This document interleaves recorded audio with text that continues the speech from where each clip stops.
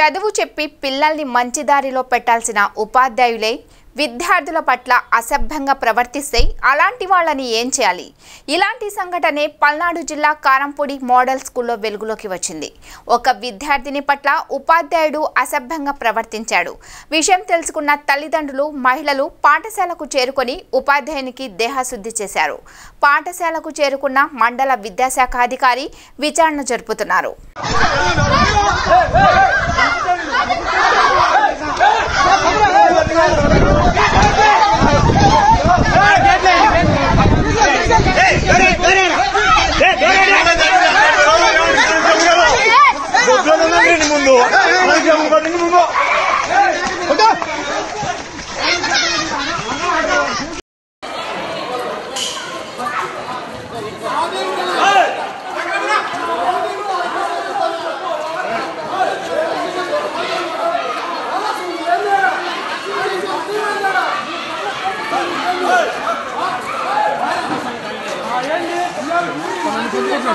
నేనేం మాట్లాడతాను.